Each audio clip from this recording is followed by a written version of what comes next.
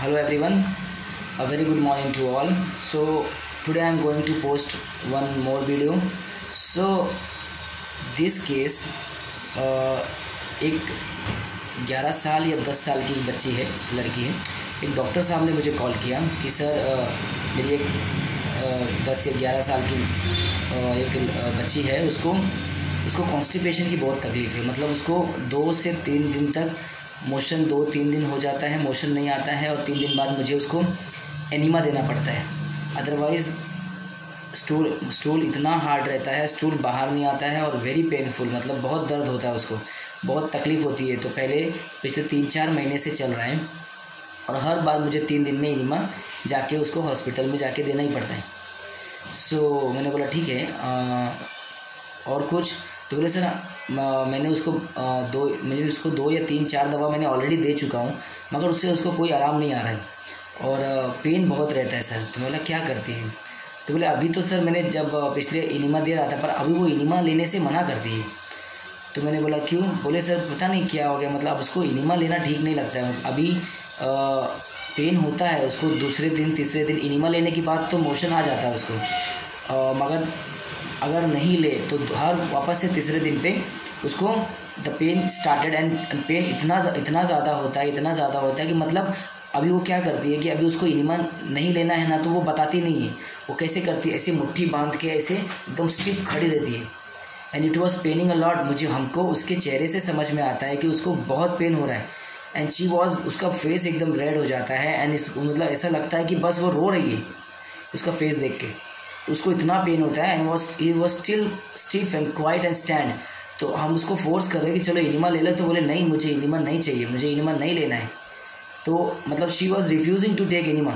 सो मैंने बोला कि क्यों, क्या रीज़न हो सकता है, क्यों नहीं ले रही एनिमा और इतना दर्द क्यों सहन करे? जब एनिमा से हो जाता है तो पर पता नहीं सर वो पता नहीं क्या क्यों बर्दाश्त कर रही है। हमें लगता है कि शायद उसको एनिमा से ज़्यादा पेन होता रहेगा, या तो मैंने एक काम करो, मेरी उससे बात कराइए। सो मैंने उससे बात किया कि तो एक्चुअली वो एनिमा लेके अभी लिया ही नहीं था और मैंने उसको बोला कि मेरी बात कराइए, तो मैं उससे बात करता हूँ, तो फिर देखते क्या दे सकते हैं। तो होम्योपैथी डॉक्टर ऑलरेडी थे, उन्होंने 2-4 मेडिसिन ऑलरेडी दे चुका था।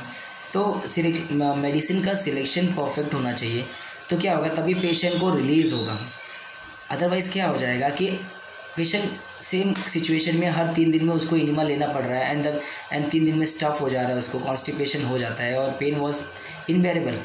सो मैंने उसको पूछा कि बोलो बेटा क्या दिक्कत होती है? तो बोले सर मुझको ना बहुत पेन हो रहा है और मुझे बहुत दर्द हो रहा है, मेरा स्टूल बाहर नहीं निकलता है और बहुत तकलीफ़ होती है सर। मतलब मैं बता नहीं सकती, मुझे इतनी तकलीफ़ हो रही है, इतना दर्द हो रहा है मुझे, मेरा स्टूल बाहर नहीं निकल रहा है, और मैं प्रेशर करूँगी तो मुझे और दर्द होगा और तकलीफ़ होगी। तो मैंने बोला फिर आप बेटा, तो आप सहन क्यों कर रहे हो, आप जाके एनिमा ले लो। बोले नहीं सर मुझे एनिमा नहीं चाहिए, मुझे वो पसंद नहीं है एनिमा।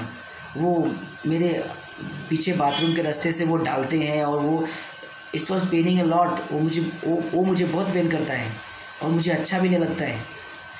तो मेंटली भी मैं उसको लेना नहीं चाहती हूँ, इतना दर्द होता है और वो भी मुझे पुश करते हैं मेरे अंदर बाथरूम के रास्ते में, वो मुझे और तकलीफ़ देता है और प्लस मुझे वो मेंटली वो अच्छा भी नहीं लगता है। मुझे बार बार जाके अपने रेक्टम में या बाथरूम के रास्ते में मुझे वो पुश करा के फिर मुझे स्टूल बाहर आ रहा है।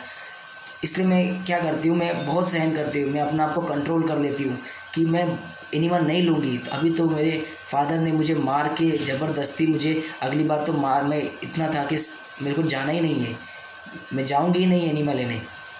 उसको मारा उसके फादर ने शायद, और मार के उसको एनिमा लेने गया बिकॉज उसके सिवाय कोई रास्ता ही नहीं था।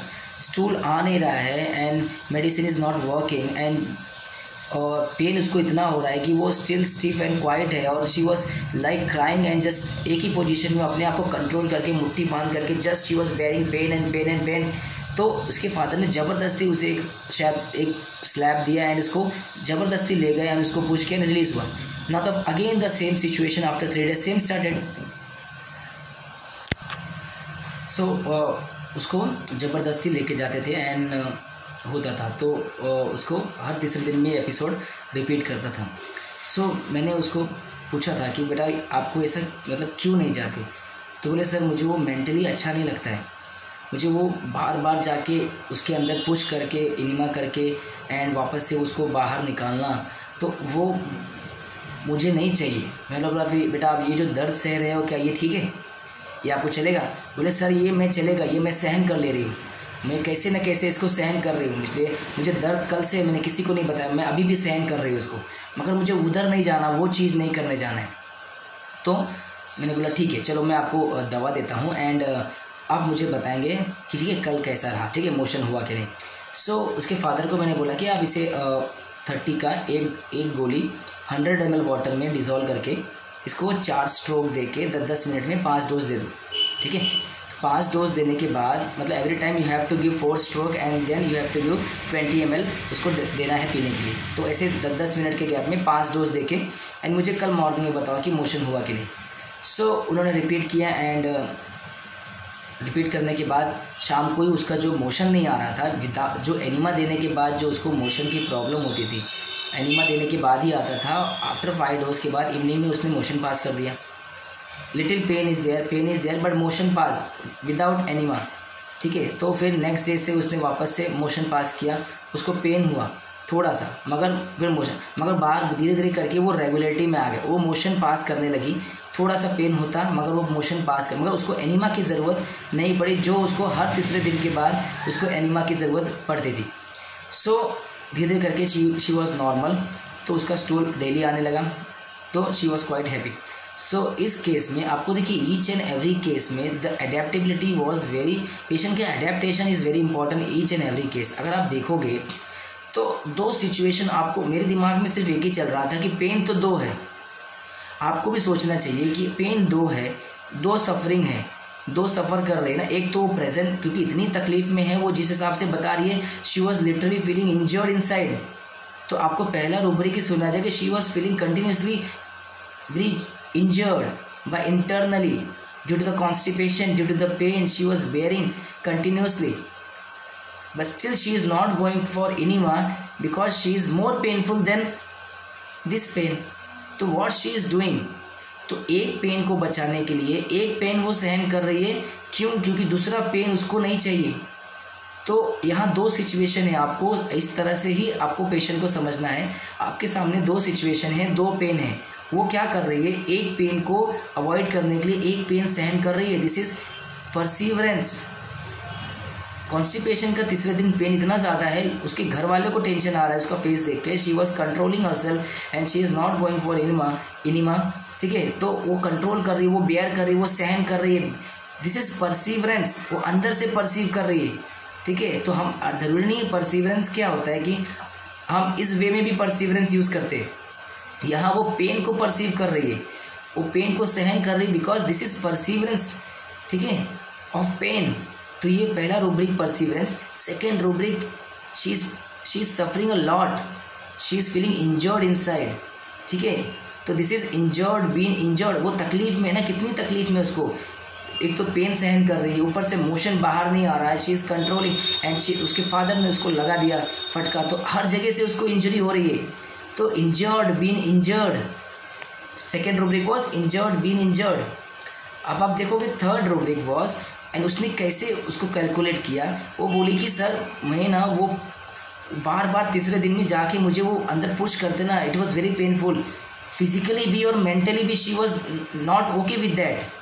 तो वो फिजिकली पेन तो है, मगर जब फिजिकली के साथ मेंटल पेन मिल जाता है तो it was more than that, ठीक है। तो वो दोनों जब सफरिंग मिल जा रहा है तो पहले सफरिंग से उसको वो ज़्यादा लग रहा है, तो mentally was discomfort and it's also creating a pain in her mind, and physically जो अंदर पुश करते हैं वो तो पेन कर ही रहा है ना, because already she was in pen, and already आप एक चीज़ अंदर इंटरनली पुश कर रहे हो तो वो भी पेन कर रहा है। तो यहाँ मेंटल और फिजिकल पेन मिल के क्या करता है, एक बड़ा पेन तैयार कर रहा है, जो उसको लग रहा है कि मुझे वो सफरिंग में नहीं जाना है, उससे अच्छा मैं ये सफरिंग को परसीव कर लेती हूँ। तो what is this, this is chooses the lesser evil, fear of suffering. तो उसको वो फियर लग रहा है, वो फियर की सफरिंग ज़्यादा है, और यहाँ वो बार्गेनिंग कर रही है, ठीक है। कि यार वो सफरिंग से बेटर है कि मैं ये सफरिंग को परसीव कर लेती हूँ। तो this is bargaining of pain. उसने पेन को बहुत ब्यूटीफुली बार्गेनिंग किया। मेरे दिमाग में सिर्फ एक ही चीज़ चल रहा था कि how she is managing with this pain. इतना पेन में यार छोड़ना, एनिमा लेके ख़त्म कर, क्यों झंझटमारी कर रही, इतना पेन सहन करने की क्या ज़रूरत है। But still she was perceiving that pain because that pain is too much for her mentally and physically she was unbearable. तो उसको ठीक नहीं लग रहा है, तो इसलिए वो पहले वाले पेन को ज़्यादा सहन कर रही है, परसीव कर रही है। एंड जब उससे वो कैरी हो जाती है, मतलब अगर एनिमा देने के बाद वो 3 दिन तो वो नॉर्मल हो जाती है, तो उसके फादर उसको मार के ले गए एंड एनिमा डाल के ले आए। एक बार तो चलो उसने कैसे कर लिया, तो ये क्या हो जाता, वो carry desire to be carried हो जाती, किससे, एनिमा से। But this time she is not ready to go. तो ये क्या है, carried, aversion to be carried. Enema उसको कैरी करता, टेम्परेरी फेज के लिए वो कैरी हो जाती, ठीक है, वहाँ से वो पेन से वो निकल के एक कंफर्ट जोन में आ जाती, मगर वो कैरी उसको पसंद नहीं है because it's getting a lot of pain. वो फियर सफरिंग वाला है ना, तो वहाँ उसको सफरिंग झेलना पड़ रहा है, तो इसलिए वो क्या करना चाहती, वहाँ वो कैरी नहीं होना चाहती। तो वो फादर को सीधा क्यों मना कर रही है कि मुझे एनिमा नहीं लेना है, जबकि उसको रिलीफ मिलता है। Because of fear suffering she was bargaining and carried aversion to be carried, and I have given her Brineia 5 doses in water, see, and she was beautifully come out of that state। तो आपको इस तरीके से हर case को देखना है, patient क्या कर रहा है, this is the most important thing.